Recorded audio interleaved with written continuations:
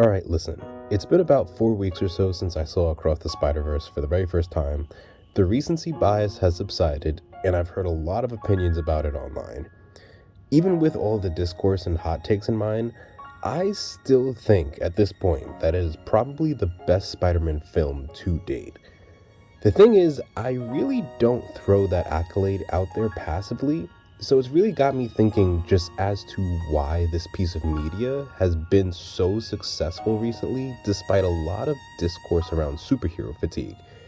And yeah, spoiler warning, this will be going over the entirety of both films, so just keep that in mind.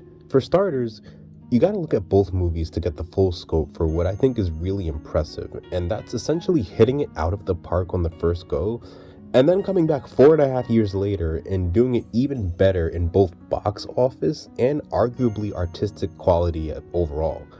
Yes, I know plenty of movies have had similar gaps and become successful within their own right when they have their sequels, but I think these movies resonating with people during a time when the superhero genre is in such a precarious state, everyone trying to capture that lightning in a bottle again. It's something special we don't see too often these days. I wholeheartedly feel part of it comes from both films, and especially the second, challenging this notion of what the definitive version of Spider-Man is supposed to be. Literally, both in terms of plot as you're watching it all play out, and in a real world cultural sense. Across the Spider-Verse really hones in on this because, yeah, the basic ideals of spider heroes, they're consistent, but how those ideals are embraced and acted upon may differ, and you could see it reflected in their unique personalities and, in several cases, unique animation even. Every spider person here wants to do the right thing and mitigate the harm in the world, but the style and the flair they bring to the table while doing it is what's interesting. And I think that's how both films have taken such an iconic figure like Spider-Man and essentially extended his relevancy and popularity, even beyond what the MCU version has done. It's because there's already so much history and so many stories told with the original version of Peter Parker. At some point, you do have to ask what comes after him as generations go by, and how do people resonate with that? Like, look at this scene from the second movie, which is a perfect example of what I'm talking about. None of these people are Peter Parker, and yet it's one of the best scenes in the movie, in my opinion. I honestly wouldn't be surprised if younger audiences latched onto these variants and maybe even got new comic runs going because of it.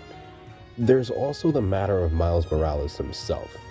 It's obvious he's become way more popular as a character over the years, but one thing that strikes me is a subtle distinction I feel exists between him and OG Spider-Man.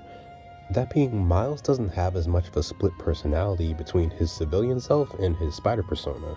Not as much as Peter Parker traditionally has. Like, I'd say Peter has more of a history dealing with identity crises. Don't get me wrong though, Miles does feel the burden of balancing hero life with normal stuff in a similar manner, both in his recent incarnations and the comics, but I honestly feel like his personality still remains more consistent between his two lives. And it really aids to the theme of being yourself that he's associated with these days. People can see that when they're immersed with the story.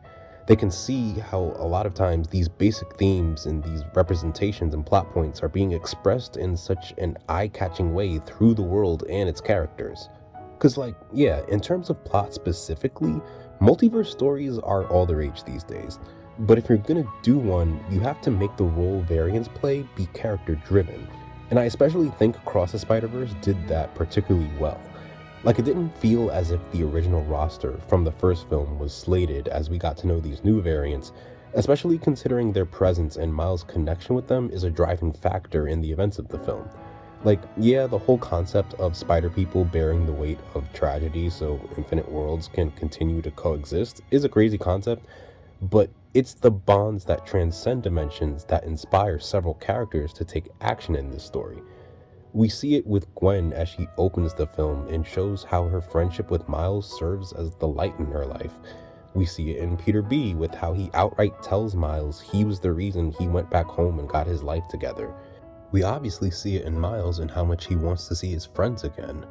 We see how Hobie is clearly looking out for Gwen as his fellow drummer, And I think it's safe to infer he saw how Gwen finding a home in the Spider Society was very much a result of her being in such a vulnerable place, but it's not necessarily the best place for her. Like, yeah, others online have pointed out already, but Hobie probably already knew of Miles, not just as the original anomaly, but as someone important to Gwen, and he anticipates the conflict of interest that's sure to follow.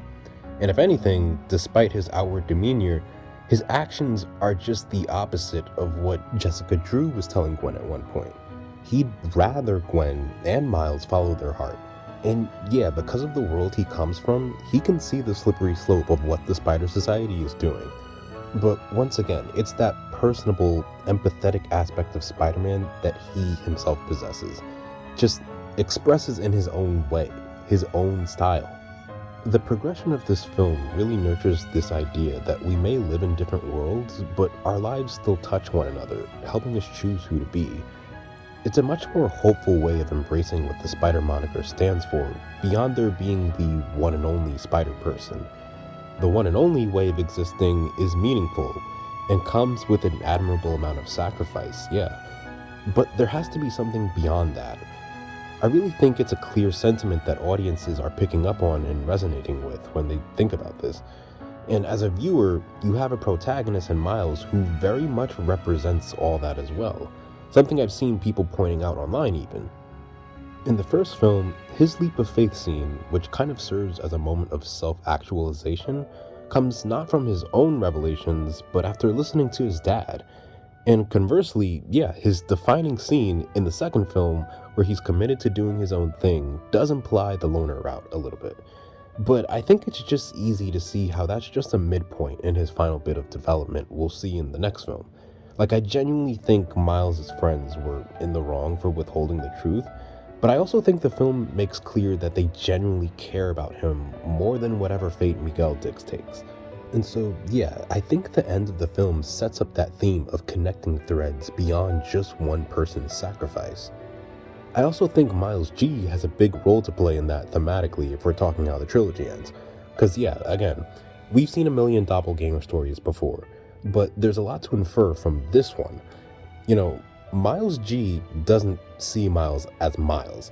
He's already got that look of "we are not the same" when introducing himself, so this may be an interesting dynamic because I think there will be parallels between him and Miguel. If what we're hearing about him being a sort of vigilante in his own right is true, then you essentially have a guy who has something to protect, but is also willing to sacrifice something else.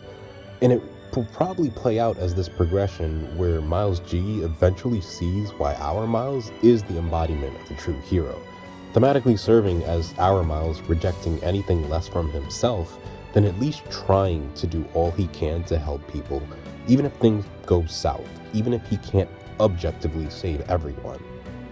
Picking and choosing who to save isn't just a misrepresentation of Spider-Man, it's a misrepresentation of who Miles Morales is as well. And I think the exploration of these two halves is gonna show that. At the end of the day, to become a classic, a piece of media must do one of two things. Either do something new and revolutionary and do it adequately on the first try, or take a pre-existing template for said media's progression and refine that formula into a truly admirable fashion. And I think Spider-Verse does both of these things. Like, yeah, multiverse, all of reality is at stake. Those stories have been done before. We've seen doppelganger stories before. We've seen friend/love interest seemingly betray the protagonist, despite us, the viewer, knowing the true intent behind everyone destined to reconcile. But Spider-Verse takes these basic plot points and expresses them in a way that really has not been done before. Amazing animation has been produced in human history, no doubt, but nothing has been done with the style of Spider-Verse before. The flow of the animation, the colors and how you can tell they connect with the themes after thinking on it a little bit, the soundtrack vocalizes a flair and reverence for self-discovery. And all these things work together in conjunction to tell a story in an abstract manner we've never been treated to. It's in a whole other realm from live action because the exaggerated style is what gives an identity to the films. You get a whole different sensory experience while engaging with this piece of fiction. The only caveat of all of this is that Across allegedly had some brutal working conditions, So it makes you wonder about the price we pay for inspiring media that undoubtedly secures a place in history. But perhaps that's a video for another day. So for now, we'll all just wait till the timing is right to see how they stick the landing with the third film. And in the meantime, take however we've been inspired by these films and actually apply them to our real lives. I'd say that's the best way we can embrace such a beautiful story like this one.